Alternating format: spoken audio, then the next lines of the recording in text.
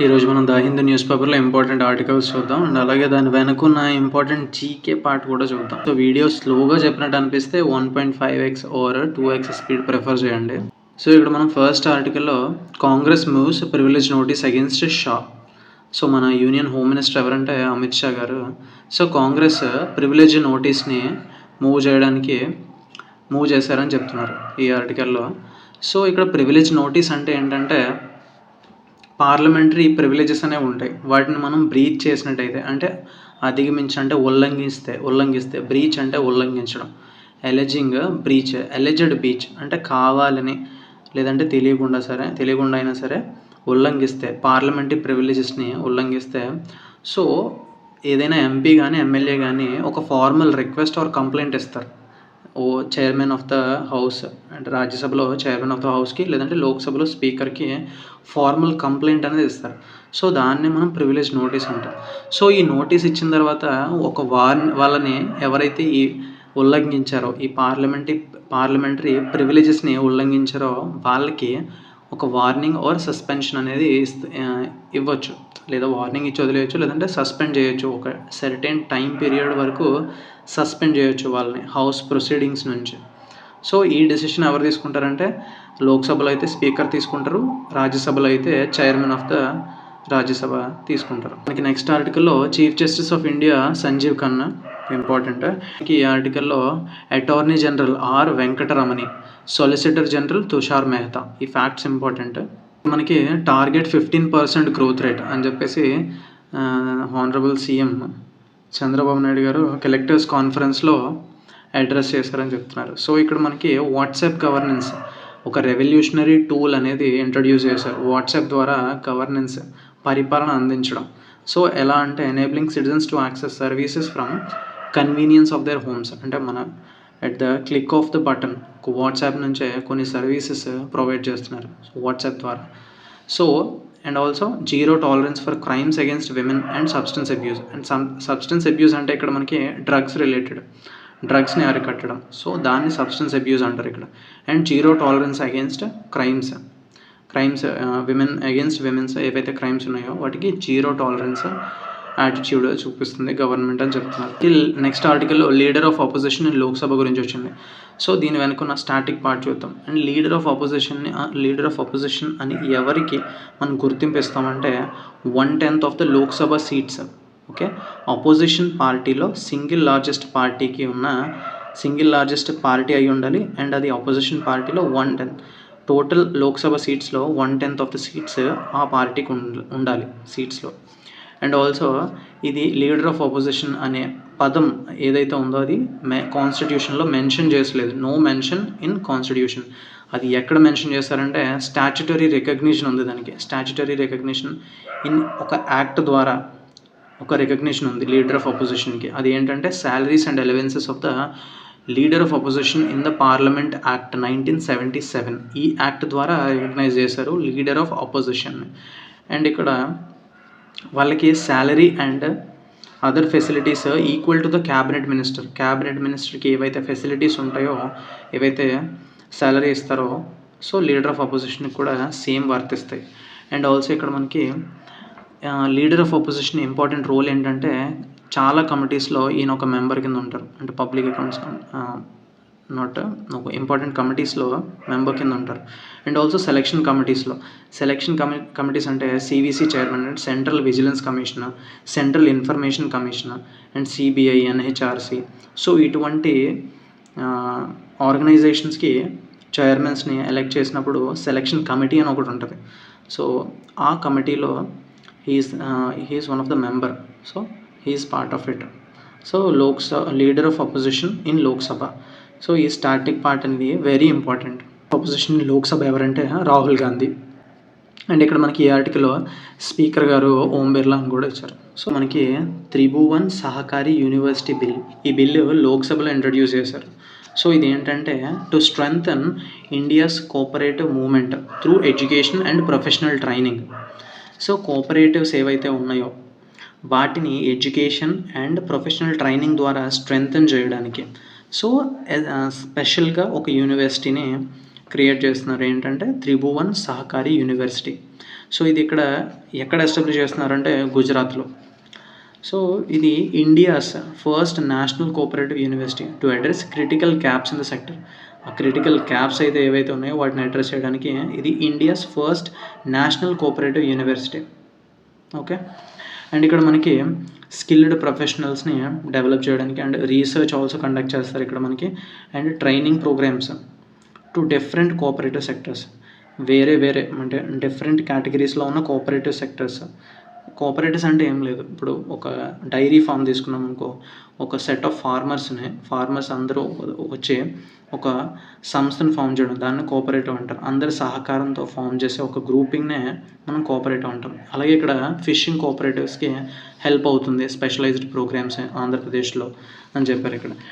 ఎలా అంటే modern techniques, better market linkages, so while preserving the cooperative spirit. And ఈ ఆర్టికల్లో మనకి ఆంకాలజిస్ట్ అంటే the one who treats a cancer, the doctor who looks after cancer. అంటే cancer స్పెషలిస్ట్ని మనం oncologist అంటాం.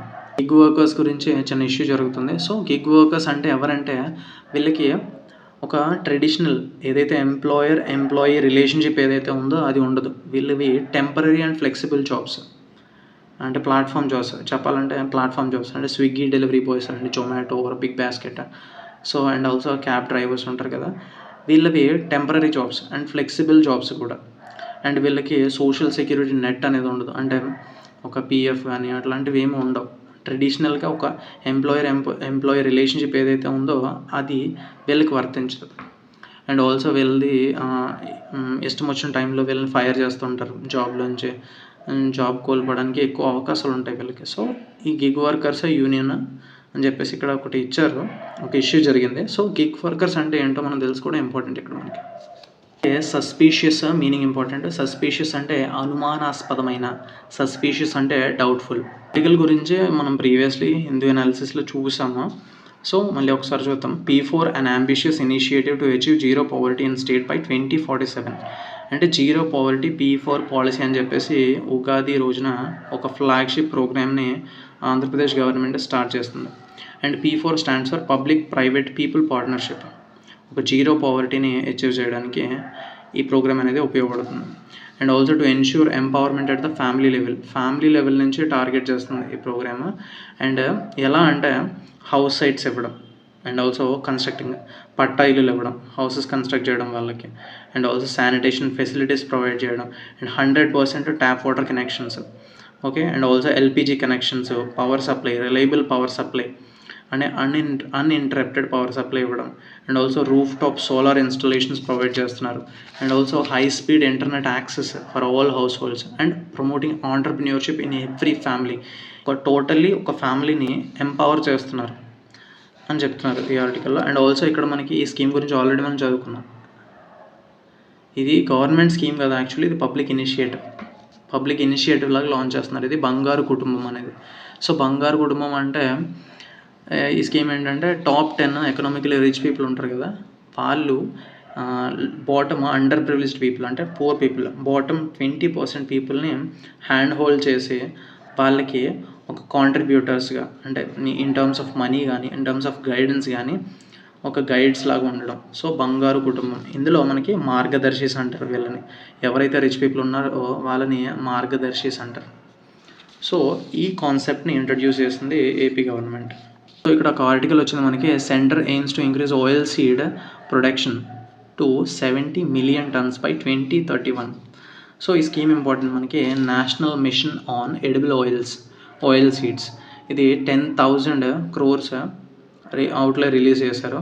ఎందుకంటే to Boost domestic oil seed production 70 million tons 2031 కల్లా. Present 39 million tons produce చేస్తున్నారు ఇండియన్ గవర్నమెంట్. సో దాన్ని 70 మిలియన్ టన్స్కి ఇంప్రూవ్ చేసేలాగా అనేది sanction చేశారు. అండ్ ఆల్సో ఈ స్కీమ్ గురించి చూసుకుంటే మనం ఇది 2024 to 25 నుంచి 2030 to 31 7-year పీరియడ్కి దీన్ని ఇంప్లిమెంటేషన్ చేస్తున్నారు. అండ్ దీని స్పెషల్ థింగ్ ఏంటంటే నార్త్ ఈస్ట్ స్టేట్స్లోని అండ్ అండమాన్ నికోబార్ ఐలాండ్స్లోని ఎస్పెషల్లీ ఇక్కడ ఆయిల్ సీడ్ ప్రొడక్షన్ని బూస్టప్ చేయడానికి, ఇంప్రూవ్ చేయడానికి దీని మెయిన్ మోటో. అండ్ ఆల్సో ఈ ఆయిల్ సీడ్ ప్రొడక్షన్ అంటే ఆయిల్ సీడ్ కల్టివేషన్ అనేది రెయిన్ ఫెడ్, అంటే ఎక్కువగా రెయిన్ ఉండాలి దీనికి. సో వర్షాధార పంటలు అంటారు రెయిన్ ఫెడ్ అంటే. సో అందులో కొన్ని ఇంపార్టెంట్ సీడ్స్ ఏంటంటే ఆయిల్ సీడ్ క్రాప్స్ ఏంటంటే rapeseed, mustard and groundnut, soybean, sunflower and sesamum. So ఇవి కొన్ని important oil seed crops. And ఇక్కడ మనకి కర్ణాటక గవర్నర్ తావర్చంద్ గెహ్లోత్. అండ్ మీకు తెలిసినట్టయితే కర్ణాటక సీఎం కమెంట్ సెక్షన్లో కమెంట్ చేయండి. అండ్ ఈ ఆర్టికల్లో గ్యాంబిట్, దీని మీనింగ్ ఇంపార్టెంట్ ఎస్ఎస్సి ఎగ్జామ్స్కి. గ్యాంబిట్ అంటే స్ట్రాటజీ, అంటే ఎత్తుగడ వేయడం, అంటే చెస్లో ఆడినప్పుడు ఎత్తుకు పై ఎత్తు అంటారు కదా, సో దాన్ని గ్యాంబిట్ అంటే స్ట్రాటజీ. అండ్ ఆల్సో ఎక్స్పీడియన్సీ, దీని మీనింగ్ ఇంపార్టెంట్. ఎక్స్పీడియన్సీ అంటే అడ్వాంటేజ్, అంటే ప్రయోజనం కలగడం, ఎక్స్పీడియన్సీ. అండ్ ఇక్కడ మనకి ఎడిటోరియల్లో చాలా ఇంపార్టెంట్ ఆర్టికల్ వచ్చింది, CBSE's 2 exam scheme overcomplicates things. So ఇక్కడ మనకి central board of secondary education CBSE అనేది ఒక కొత్త రీఫార్మ్ తీసుకొచ్చింది. అదేంటంటే 2026 నుంచి 10th class students 2 times twice ఒక ఇయర్లో 2 times ఎగ్జామ్స్ తీసుకోవచ్చు. అంటే ఫైనల్ బోర్డ్ ఎగ్జామ్స్ 2 times రాయొచ్చు. ఏంటంటే ఒకటి ఫెబ్ ఆర్ మార్చ్లోని, ఇంకోటి మేలోని. సో ఇంప్రూవ్మెంట్కి ఇక్కడ గ్యాప్ ఉంటుంది. మళ్ళీ స్టూడెంట్ ఫ్రెండ్లీ ప్రోగ్రామ్ అని చెప్పేసి నేషనల్ ఎడ్యుకేషన్ పాలసీతో అలైన్ అయ్యేలాగా ఈ ప్రోగ్రామ్ని డ్రాఫ్ట్ స్కీమ్ ఇది ఒక draft scheme for 2 examinations class 10 from 2026. So ఇదేంటంటే ఇందులో చాలా ఇష్యూస్ ఉన్నాయని చెప్పేసి ఎడిటోరియల్లో మనకి ఇచ్చారు. సో ఎన్ఈపీ అంటే నేషనల్ ఎడ్యుకేషన్ పాలసీ 2020 రోట్ లెర్నింగ్ని తీసేసి సో కాంపిటెన్సీ ఒక క్లియర్ కాన్సెప్చువల్ అండర్స్టాండింగ్ని ప్రమోట్ చేయాలని చెప్పేసి దాని మెయిన్ మోటో. సో దాని వైపుగా కొన్ని రీఫార్మ్స్ని తీసుకొచ్చింది సిబిఎస్ఈ. కాకపోతే దీనిలో కొన్ని ఇష్యూస్ ఉన్నాయని చెప్పేసి ఈ ఆర్టికల్లో ఇచ్చారు మనకి.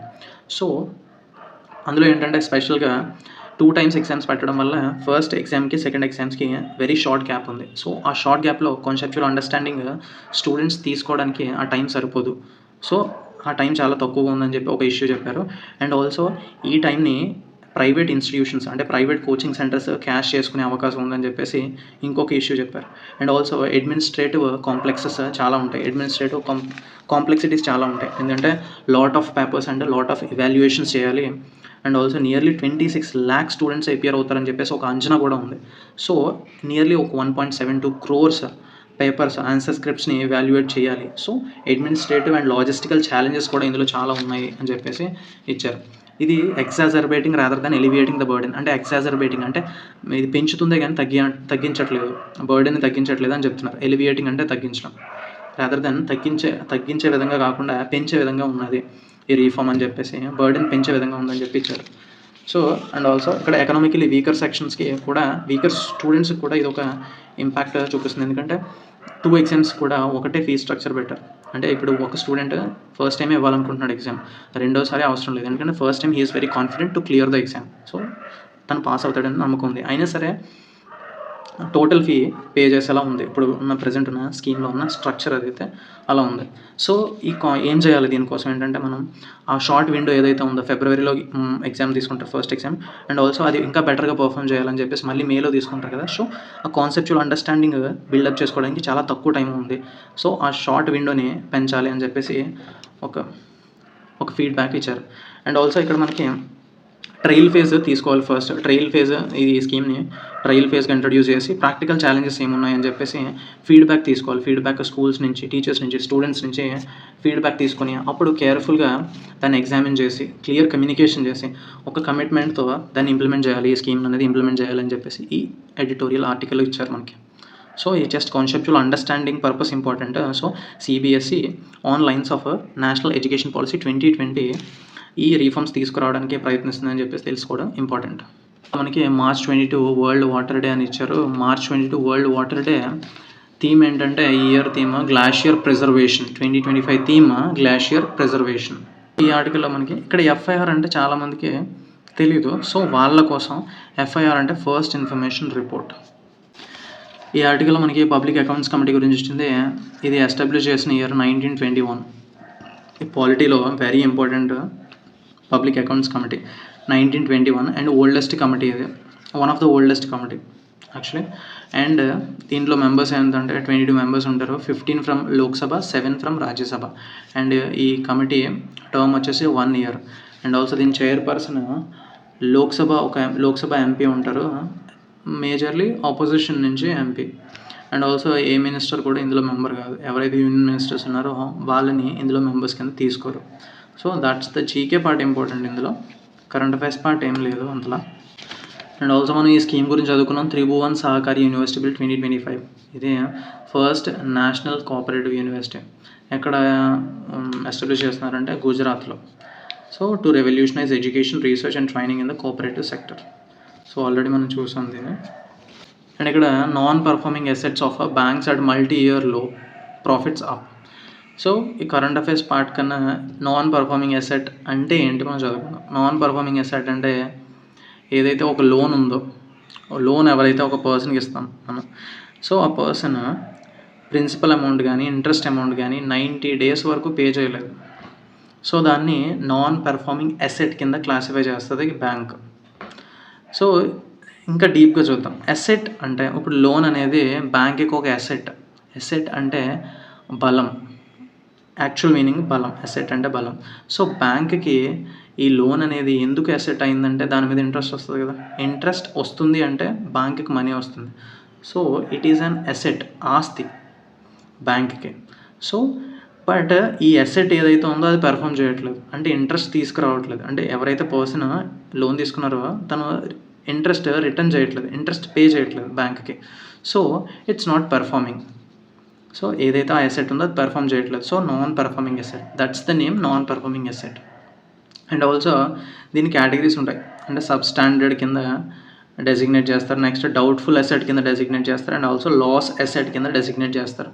లెస్ దెన్ 12 months అయిపోయింది, అంటే లెస్ దెన్ 12 months అయిపోయింది ప్రిన్సిపల్ అమౌంట్ కానీ ఇంట్రెస్ట్ అమౌంట్ కానీ కట్టి. సో దాన్ని సబ్ స్టాండర్డ్ అసెట్ కింద కన్వర్ట్ చేస్తారు, సబ్ స్టాండర్డ్ ఎన్పిఏ కింద డెసిగ్నేట్ చేస్తారు. అండ్ డౌట్ఫుల్ అంటే ఈక్వల్ టు 12 months అయిపోయింది, so doubtful asset. And loss asset అంటే ఇంకా దాని నుంచి అంటే టోటల్ లాస్, దాని నుంచి మనకి రిటర్న్ బ్యాక్ ఏమీ రాదు, అంటే డౌట్ లేదు, డెఫినెట్లీ ఇట్స్ ఎ లాస్ అని చెప్పేసి దాన్ని డెసిగ్నేట్ చేస్తారు. సో ఎన్పిఏ అంటే ఏంటో తెలుసుకోవడం ఇంపార్టెంట్ మనకి. ఎస్పెషలీ ఈ క్లాసిఫికేషన్ ఏదైతే ఉందో ఇది బ్యాంకింగ్ ఎగ్జామ్స్కి ఇంపార్టెంట్. ఈ ఆర్టికల్లో మనకి minister of state for rural development Chandrasekhar Pemmasani. And ఇక్కడ మనకి ఈ ఆర్టికల్లో ప్రధానమంత్రి మాతృవందన యోజన స్కీమ్ గురించి వచ్చింది. ఈ స్కీమ్ ఏంటంటే 2017లో లాంచ్ చేసింది యూనియన్ గవర్నమెంట్. అండ్ ఇది ఒక మ్యాటర్నిటీ బెనిఫిట్ స్కీమ్. ఇది 3 installmentsలో ఎవరైతే ప్రెగ్నెంట్ విమెన్స్ ఉన్నారో వాళ్ళకి 5,000 క్యాష్ ఇన్సెంటివ్ ఇస్తారు 3 installmentsలో. అండ్ ఈ స్కీమ్ లాంచ్ చేసింది ministry of women and child development. So ఈ అమౌంట్ ఎందుకు ఇస్తారు అంటే, సో ఆ టైంలో యాక్చువల్లీ విమెన్ ఎంప్లాయ్మెంట్ చేస్తున్నట్టయితే వాళ్ళకి వేజ్ లాస్ అవుతుంది కదా ఆ టైంలో, అంటే ప్రెగ్నెన్సీ డెలివరీ టైంలో వేజ్ లాస్ అవుతుంది. సో దాన్ని ఏదో కొంత అమౌంట్ కంపెన్సేట్ చేసే విధంగా ఇది ఒక చిన్న cash incentive. So and also nutrition ఖర్చులు ఉంటాయి, న్యూట్రిషన్ ఎక్కువ ఉండాలి ఆ టైంలో, సో ఆ ఖర్చులకి. అండ్ ఆల్సో చైల్డ్ ఇమ్యూనైజేషన్కి ఉపయోగపడుతుంది అని చెప్పేసి. సో ఇవి చిన్న మోటివ్స్. అండ్ ఆల్సో ఇది మనకి SDG 3 అంటే good health and wellbeing, and SDG 5 gender equality. So ఈ SDGsని ఫుల్ఫిల్ చేసే విధంగా ఈ స్కీమ్ని డిజైన్ చేశారు. ఇది phrase or idiom important. In tandem SSC ఎగ్జామ్స్కి ఇంపార్టెంట్. అంటే ఇన్ ట్యాండమ్ అంటే అట్ ద సేమ్ టైం, అంటే సమిష్టిగా ఒకేసారి, అలాంగ్ సైడ్ ఈచ్ అదర్ అని అర్థం. In tandem at the same time. ఆర్టికల్లో nowadays hot topic betting and gambling. ఈ బెట్టింగ్ అండ్ గ్యాంబ్లింగ్ ఈ సబ్జెక్ట్ మీద యూనియన్ గవర్నమెంట్ ఎందుకు చర్యలు తీసుకోవట్లేదంటే ఇది ఒక స్టేట్ సబ్జెక్ట్. అంటే టోటల్ రైట్స్ స్టేట్కి ఉన్నాయి. అంటే ఇది స్టేట్ లిస్ట్లో ఉంది. బెట్టింగ్ అండ్ గ్యాంబ్లింగ్ అనే సబ్జెక్ట్ స్టేట్ లిస్ట్లో మెన్షన్ అయ్యి ఉంది. అది 7th schedule 3 లిస్టులు ఉంటాయి, union list, state list and concurrent list. So ఇది ఎంట్రీ 34లో మెన్షన్ చేస్తున్నారు స్టేట్ సబ్జెక్ట్. సో ఇది యూనియన్ మినిస్టర్ అశ్విని వైష్ణవ్ గారు చెప్పారు. So betting and gambling are state subjects అని చెప్పేసి. సో మేము వాటి మీద చర్యలు తీసుకోవడానికి మా పరిధిలో లేదు అని చెప్పేసి పార్లమెంట్లో చెప్పారు. అండ్ దీనివల్లే ఏపీ అండ్ తెలంగాణలో బెట్టింగ్ యాప్స్ బ్యాన్ చేశారు. అండ్ ఆల్సో వేరే స్టేట్స్లో ఇట్స్ లీగల్. అంటే పక్కన ఉన్న Maharashtra and Karnataka, some other స్టేట్స్లో ఇట్స్ స్టేట్ సబ్జెక్ట్ కాబట్టి ఒక్కో స్టేట్లో ఒక్కో లా ఉంటుంది దీని related. So betting and gambling are state subjects. And ఈ ఆర్టికల్ మనకి డిస్ట్రిక్ట్ మినరల్ ఫౌండేషన్స్ అని చెప్పి ఇచ్చారు. సో ప్రధానమంత్రి ఖనిజ్ క్షేత్ర కళ్యాణ్ యోజన ఇది ఒక స్కీమ్ 2015లో under minerals and mining development scheme. Okay, development of region scheme 1957. సో దీని అండర్లో 2015లో ఈ స్కీమ్ని లాంచ్ చేశారు. ఈ మైనింగ్ ఎఫెక్టెడ్ ఏరియాస్ ఏవైతే ఉంటాయో అక్కడ ఇన్వెస్ట్మెంట్ చేయాలి. సో డెవలప్మెంట్ ప్రాజెక్ట్స్లో ఇన్వెస్ట్మెంట్ చేయాలి త్రూ డిస్ట్రిక్ట్ మినరల్ ఫౌండేషన్స్ అని చెప్పేసి ఒక kind of non profit organization ద్వారా అక్కడ డెవలప్మెంట్ చేయాలి. ఏవైతే డిస్ట్రిక్ట్స్ ఎఫెక్ట్ అయ్యాయో ఈ మైనింగ్ వల్ల ఎఫెక్ట్ అయిన ఏరియాస్లో ఈ నాన్ ప్రాఫిట్ ఆర్గనైజేషన్స్ ద్వారా డెవలప్మెంట్ చేయాలని చెప్పేసి. అండ్ ఇక్కడ మైనింగ్ చేసే కంపెనీస్ ఏవైతే ఉంటాయో 10 to 30% ఆఫ్ రాయల్టీ పే చేస్తాయి ఈ డిస్ట్రిక్ట్ మినరల్ ఫౌండేషన్స్కి. సో ఆ అమౌంట్స్ని సరిగా యూజ్ చేయలేదని చెప్పేసి ఈ ఆర్టికల్ ఇచ్చారు. సో దీని బ్యాక్ స్టోరీ ఇంపార్టెంట్. ఇది 2015లో లాంచ్ చేశారు, అది ఇంపార్టెంట్. అండ్ ఇక్కడ ఈ ఆర్టికల్లో DRDO లాంచ్ చేసింది నావీ కోసం ఒక టెస్ట్ ఫైర్ చేసింది. Vertically launched short range surface to air missile VLSRSAM. ఈ సర్ఫేస్ టు ఎయిర్ మిసైల్ని లాంచ్ చేసింది నావీ కోసం. ఎక్కడంటే చాందీపూర్ కోస్ట్, ఒడిశాలో చాందీపూర్ కోస్ట్లో ఇంటిగ్రేటెడ్ టెస్ట్ రేంజ్ దగ్గర దీన్ని టెస్ట్ ఫైర్ చేసింది. అండ్ DRDO చైర్మన్ ఎవరంటే Sameer V. Kamat. Important. Gold monetisation scheme 2015లో ఇంట్రడ్యూస్ చేశారు. ఇక్కడ మనకి గోల్డ్ మానిటైజేషన్ స్కీమ్ అంటే just gold deposit scheme. Banks ఏవైతే ఉన్నాయో అక్కడ మనం వెళ్ళి గోల్డ్ డిపాజిట్ చేస్తే దాని మీద సమ్వాట్ ఇంట్రెస్ట్ పే చేస్తుంది బ్యాంక్. అలాగా small short term, medium term and long term అని చెప్పేసి ఒక ఇయర్ బ్రాకెట్స్ మనకి ఇచ్చారు. 1 to 3 ఇయర్స్ అయితే షార్ట్ టర్మ్, 5 to 7, 12 to 15. ఈ ఏవైతే మీడియం అండ్ లాంగ్ టర్మ్ ఉన్నాయో వీటిని డిస్కంటిన్యూ చేస్తున్నారు, ఈ డిపాజిట్స్ని డిస్కంటిన్యూ చేస్తున్నారు అని చెప్పేసి ఈ ఆర్టికల్ ఇచ్చారు. ప్రస్తుతం ఓన్లీ షార్ట్ టర్మే ఉన్నాయి. ఇవి ఏంటంటే demand gold, physical gold demand తగ్గించడం కోసం ఈ స్కీమ్ని ఇంట్రడ్యూస్ చేశారు అప్పుడు. సో ఇది సమ్వాట్ మోస్ట్లీ సక్సెస్ అనే చెప్పుకోవచ్చు. బట్ నవ్వు ఈ డెసిషన్ తీసుకున్నాయి అంటే మీడియం అండ్ లాంగ్ టర్మ్. దీని మీద మనకి 2.5% ఇంట్రెస్ట్ ఇస్తారు. ఇది RBI reserve bank of India decide చేసింది ఇంట్రెస్ట్ రేట్. బట్ షార్ట్ టర్మ్లో 1 to 3 ఇయర్స్లో ఏవైతే ఈ గోల్డ్ డిపాజిట్ స్కీమ్లో మనం డిపాజిట్ చేస్తామో వాటి మీద ఇంట్రెస్ట్ రేట్ మాత్రం బ్యాంక్స్ డిసైడ్ చేస్తాయి. సో ఇది బ్యాంకింగ్ ఎగ్జామ్స్కి ఇంపార్టెంట్. అంటే medium and long term deposit స్కీమ్స్ని డిస్కంటిన్యూ చేసింది అని చెప్పేసి ఇంపార్టెంట్ బ్యాంకింగ్ ఎగ్జామ్స్.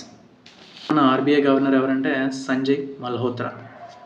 అండ్ ఇక్కడ మనకి లిథువేనియా క్యాపిటల్ ఇంపార్టెంట్. లిథువేనియా అంటే విలినస్ క్యాపిటల్. ఇది ఒక బాల్టిక్ సీ సరిహద్దు ఉన్న కంట్రీ అంటే Baltic sea. And also Poland capital Warsaw. And ఇక్కడ మనకి ఫెసైల్ మీనింగ్ ఇంపార్టెంట్. ఫెసైల్ అంటే ఈజీ, పెర్వియస్ సినోనిమ్. ప్రీవియస్ కాదు, పెర్వియస్, ఈజీ విన్ అని అర్థం. ఫెసైల్ చేజ్ అంటే ఈజీ చేజ్.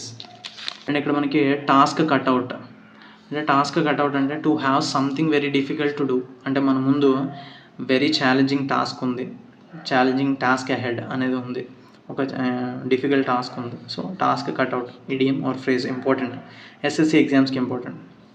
అండ్ ఇక్కడ మారడింగ్ సన్ రైజర్స్ అంటే మారడింగ్ అంటే రెడీగా ఉన్నారు అటాక్ చేయడానికి అని చెప్పేసి. మారడింగ్ అంటే to attack, they are very strong, రెడీగా ఉన్నారు చేజ్ చేయడానికి లేదంటే అటాక్ చేయడానికి అని చెప్పేసి. Marauding meaning important, to attack. ఇక్కడ టూ హాట్ ఫర్ అంటే టూ డేంజరస్. ఇది ఒక ఇడియం. టూ హాట్ ఫర్ అంటే టూ డేంజరస్. లాక్ లస్టర్ అంటే dull, very dull. Argentina too hot for lacklustre. Brazil అంటే Argentina too dangerous for Brazil అని అర్థం. అంటే హాట్ ఫేవరెట్ ఇక్కడ మనకి అర్జెంటీనా, బ్రెజిల్ చాలా వీక్గా ఉంది లేదంటే డల్గా ఉంది అని అర్థం. Sports and personalities important. So ఇక్కడ టేబుల్ టెన్నిస్లో మనకి Anirban and Sreeja Akula and Manika Batra. So ఈ players important related to table tennis. Manika Batra important especially. So that's it. Thank you for watching.